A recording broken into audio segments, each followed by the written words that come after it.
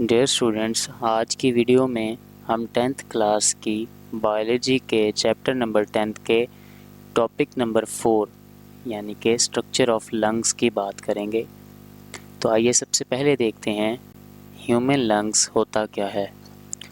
Students, respiratory system का एक अहम ऑर्गन होता है जो कि रिस्पॉन्सिबल है ऑर्गेनिज्म के इंटरनल एनवायरनमेंट और एक्सटर्नल एटमॉस्फेयर के दरमियान कार्बन डाइऑक्साइड और ऑक्सीजन के तबादले के लिए। बेसिकली हमारी बॉडी के अंदर लंग्स का एक पेयर मौजूद होता है जो कि स्पॉन्जी और कोन शेप्ड स्ट्रक्चर होते हैं, जो कि हमारी थायरोसिक कैविटी में मौजूद होते हैं और हार्ट की दोनों तरफ मौजूद होते हैं। तो आइए स्टूडेंट्स, अब हम ह्यूमन लंग्स की डायग्राम देखते हैं। जैसा कि स्टूडेंट्स आप इस डायग्राम में देख सकते हैं, ये ह्यूमन लंग्स की डायग्राम दिखाई गई है जिसके अंदर ह्यूमन लंग्स का एक पेयर दिखाया गया है। तो अब हम बात करते हैं एनाटॉमी ऑफ लंग्स की। हर लंग को एक दूसरे से इनकी नंबर ऑफ लोब्स की बुनियाद पर डिवाइड किया गया है। राइट लंग की बात करें तो इसकी 3 लोब्स होती हैं, जिसमें एक अपर लोब, एक मिडल लोब और एक लोअर लोब होती है।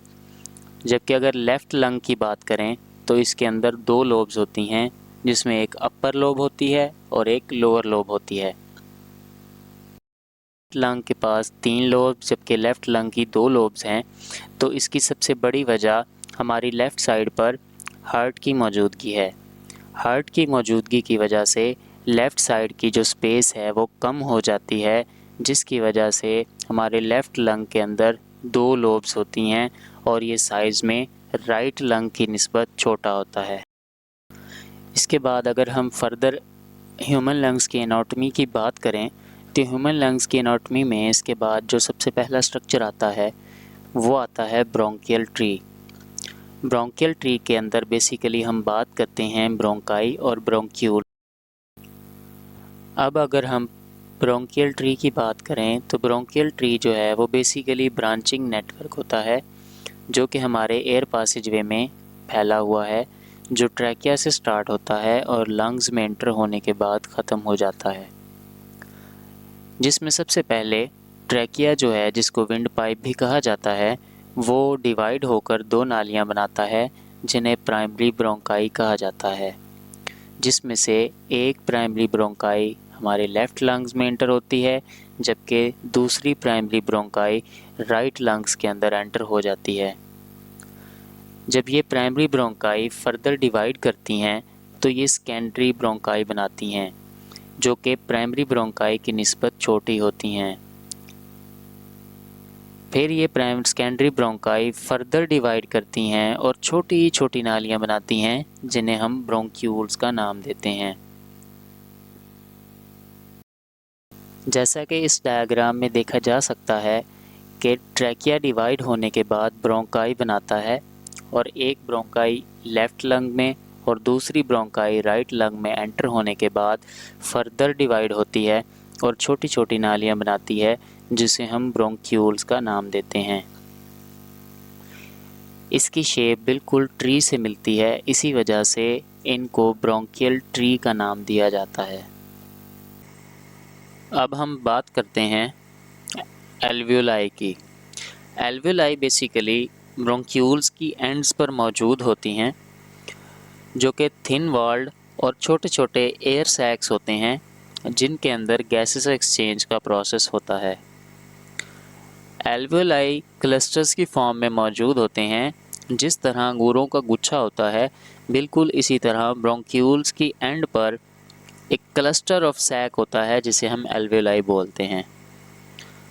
ये structure large surface area provide करते हैं और नेटवर्क ऑफ कैपिलरीज से सराउंडेड होते हैं, जिसकी वजह से गैसेस एक्सचेंज का प्रोसेस होता है।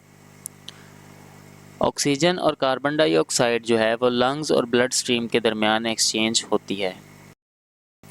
तो आइए अब एक डायग्राम की मदद से एल्वियोलाई के स्ट्रक्चर को समझने की कोशिश करते हैं। जैसा कि इस डायग्राम में देखा जा सकता है कि हर ब्रोंक्यूल्स की एंड पर एक क्लस्टर ऑफ सैक मौजूद है जिसे हम एल्वेओलाई बोलते हैं, जो कि एक नेटवर्क ऑफ कैपिलरीज से सराउंडेड है। इस नेटवर्क ऑफ कैपिलरीज में फ़्लो करने वाले ब्लड के अंदर ऑक्सीजन शामिल की जाएगी, जबकि कार्बन डाइऑक्साइड को रिमूव किया जाएगा। तो इसीलिए हम कह सकते हैं कि लंग्स के अंदर एल्वेओलाई वो जगह है जहां पर गैसेस एक्सचेंज का प्रोसेस होता है। तो इसके बाद अब हम बात करते हैं ब्लड सप्लाई की। ब्लड सप्लाई की बात करें तो जैसा कि हम जानते हैं कि हमारे लंग्स हाईली वैक्यूलराइज्ड ऑर्गन हैं, मतलब कि इनके अंदर एक एक्सटेंसिव नेटवर्क होता है ब्लड वेसल्स का। पल्मोनरी आर्टरी डीऑक्सीजनेटेड ब्लड हमारे हार्ट की राइट साइड से कलेक्ट करके लंग्स में लेके आती है। लंग्स में पहुंचने के बाद इस ब्लड के अंदर ऑक्सीजन शामिल की जाती है और इस प्रोसेस को ऑक्सीजनेशन का नाम दिया जाता है, और इसके साथ साथ कार्बन डाइऑक्साइड को ब्लड से रिमूव किया जाता है। ऑक्सीजनेशन कंप्लीट होने के बाद ऑक्सीजनेटेड ब्लड को हमारे हार्ट की लेफ़्ट साइड पे पल्मोनरी वेन के ज़रिए ट्रांसफ़र कर दिया जाता है, जहां से हार्ट पंपिंग के ज़रिए से ब्लड को पूरी बॉडी में ट्रांसपोर्ट कर देता है। इसके बाद अब हम बात करते हैं प्लेयूरा की। बेसिकली हमारे लंग्स डबल लेयर मेम्ब्रेन के अंदर इनक्लोज्ड होते हैं, जिसे प्लेयूरा का नाम दिया जाता है, जिसकी इनर लेयर जिसका नाम वेसिरल प्लेयूरा है, जो कि लंग्स की सरफेस के ऊपर एडहेयर होती है, जबकि आउटर लेयर जिसे पेरिटल प्लेयूरा का नाम दिया जाता है, जो कि चेस्ट कैविटी की अंदर की तरफ लाइंस होती है। दोनों कैविटीज़ के दरमियान की स्पेस को प्लेयूरल कैविटी का नाम दिया जाता है, जिसके अंदर थोड़ी सी मिकदार में प्लेयूरल फ्लूइड पड़ा हुआ होता है, जिसका बेसिक फंक्शन ब्रीथिंग के दौरान फ्रिक्शन को रिड्यूस करना होता है। इसके बाद अब हम बात करते हैं डायाफ्राम एंड चेस्ट कैविटी की। Diaphragm basically dome shape muscle होते हैं, जो कि लंग्स के नीचे की तरफ मौजूद होते हैं। इनकी कंट्रैक्शन और रिलैक्सेशन जो है वो रिस्पॉन्सिबल होती है ब्रीथिंग के प्रोसेस के लिए। जब डायाफ्राम मसल कॉन्ट्रैक्ट होते हैं तो ये फ्लैट हो जाते हैं और नीचे की तरफ मूव करते हैं, जिसकी वजह से चेस्ट कैविटी का वॉल्यूम बढ़ जाता है और हवा हमारे लंग्स के अंदर मूव कर जाती है, जिसे हम इन्हेलेशन कहते हैं।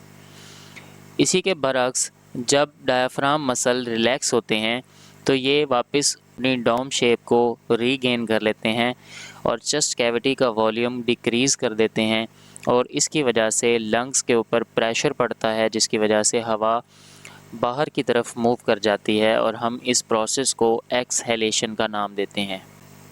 तो आइए एक डायग्राम की मदद से इनहेलेशन और एक्सहेलेशन के प्रोसेस को समझते हैं। जैसा कि इस डायग्राम में दिखाया गया है, पहली डायग्राम रिप्रेजेंट कर रही है इनहेलेशन के प्रोसेस को, जबकि दूसरी डायग्राम के अंदर एक्सहेलेशन के प्रोसेस को दिखाया गया है। इसके बाद अब हम बात करते हैं functions of lungs. Function of lungs की बात करें तो लंग्स का सबसे बेसिक फंक्शन ब्रीथिंग है, जिसके अंदर इनहेलेशन और एक्सहेलेशन शामिल हैं। एल्वेलाई के अंदर गैसेस एक्सचेंज का प्रोसेस लंग्स की रिस्पॉन्सिबिलिटी है। इसी तरह oxygen exchange, carbon dioxide exchange, oxygen transport, carbon dioxide removal, regulation of pH और प्रोटेक्शन लंग्स के फंक्शन में शामिल हैं। अब अगर हम लंग्स के डिसऑर्डर्स की बात करें, लंग्स की डिजीज़ की बात करें, तो उसमें सबसे पहले अस्थमा, उसके बाद नमूनिया, उसके बाद लंग्स कैंसर, उसके बाद पल्मोनरी एम्बोलिज्म और लास्ट पर पल्मोनरी हाइपरटेंशन शामिल हैं।